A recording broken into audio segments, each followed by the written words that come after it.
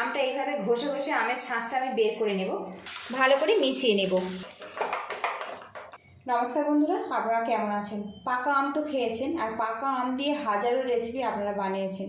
আজকে আমি মুখে লেগে থাকার মতো পাকা আম দিয়ে দারুণ লোভনীয় একটা হালুয়া রেসিপি আপনাদের সাথে শেয়ার করব।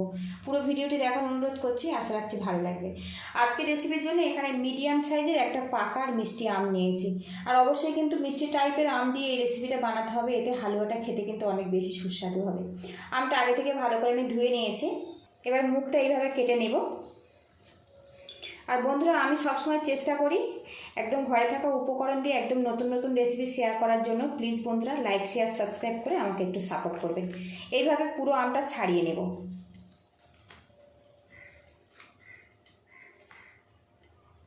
আমটা ভালো করে ছাড়িয়ে নিয়েছি, আর এখানে দেখুন একটা ছাঁকনি নিয়েছি। আমটা এইভাবে ঘষে ঘষে আমের শাঁসটা আমি বের করে নেব। আপনারা চাইলে কিন্তু মিক্সিতে দিয়েও পেস্ট করে ব্যবহার করতে পারেন।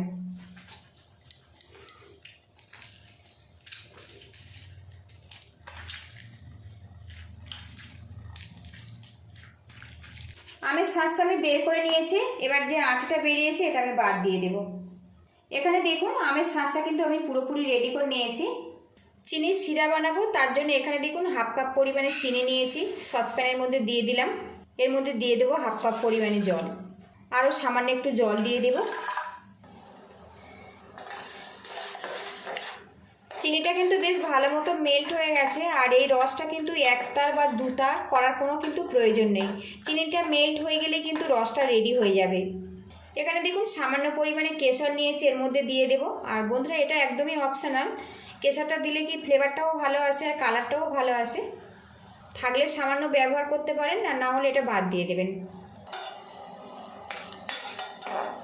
এদিকে দেখুন রসটা কিন্তু আমার রেডি হয়ে গেছে, এবার এটা আমি নামিয়ে নেব।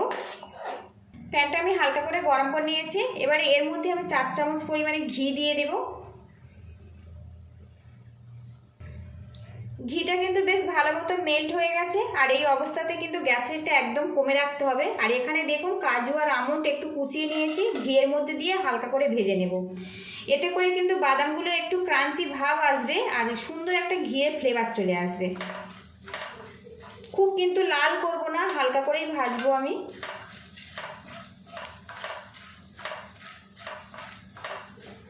আর বন্ধুরা, এরকম ঘরোয়া উপকরণ দিয়ে নিত্য নতুন রেসিপি পেতে অবশ্যই চ্যানেলটিকে সাবস্ক্রাইব করে আমার পাশে থাকবেন।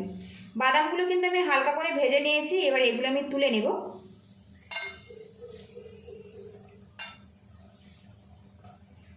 এবার এর মধ্যে হাফ কাপ পরিমাণে আটা দিয়ে দেব। গ্যাসের একটা একদম মিডিয়ামে রেখে আটাটা কিন্তু একটু ভাজা ভাজা করে নেব। আর বন্ধুরা, একটু খেয়াল রাখতে হবে আটা কিন্তু খুব বেশি লাল হলে হবে না। এইভাবে আটাটা ভেজে নিলে আটার মধ্যে যে একটা কাঁচা গন্ধ আছে না, ওটা চলে যাবে, আর খুব সুন্দর একটা কিন্তু ফ্লেভার চলে আসবে। আটাটা বেশ কিছুক্ষণ ভেজে নিয়েছে, এখন কিন্তু খুব সুন্দর একটা গন্ধ বেরিয়ে আসছে। এবার এর মধ্যে দিয়ে দেবো আমের পাল, সামান্য এলাচ পাউডার দেবো, ফ্লেভারটা ভালো আসবে। আর দিয়ে দেবো 1 চিমটি পরিমাণে লবণ। ভালো করে মিশিয়ে নেব।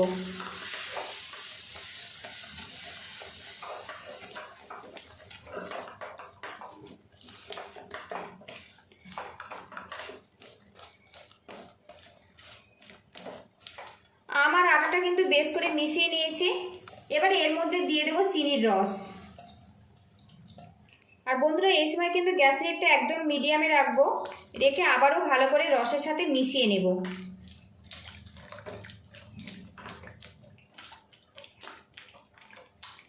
এদিকে দেখুন বেশ কিছুক্ষণ মিশিয়ে নিয়েছি, আর এখন কিন্তু হালুয়াটা বেশ অনেকটাই রেডি হয়ে গেছে। আরও কিছুক্ষণ এইভাবে নাড়াচাড়া করে নেব, যতক্ষণ না তেলটা আলাদা হয়ে যাচ্ছে এইভাবে কিন্তু ম্যাশ করতে থাকবো। পাকা আমের বন্ধুরা, এই রেসিপিটা একবার বানিয়ে খাবেন, কেমন হয়েছে অবশ্যই কিন্তু কমেন্ট বক্সে জানাবেন। এত সুন্দর রেসিপি বন্ধুরা, একবার না খেলে কিন্তু এর স্বাদ আপনারা কখনোই পাবেন না।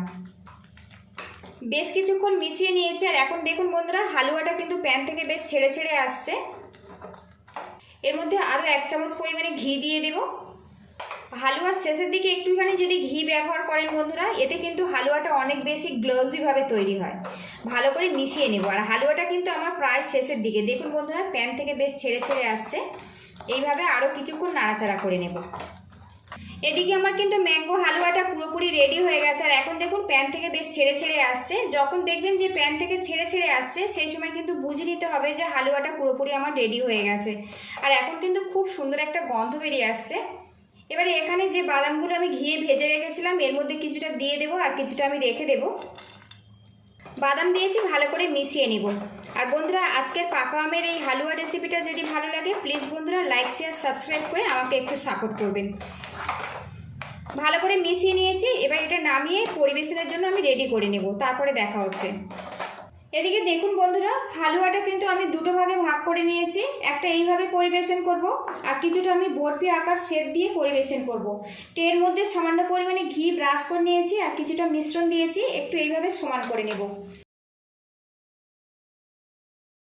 এর মধ্যে আটা আছে, আম আছে, এটা কিন্তু খুবই হেলদি টেস্টি। এই রেসিপিটা কিন্তু আপনারা ব্রেকফাস্টেও পরিবেশন করতে পারেন, আবার বিকালের নাস্তাতেও পরিবেশন করতে পারেন। এবার এখানে কিছুটা ড্রাই ফ্রুট এর মধ্যে দিয়ে দেব।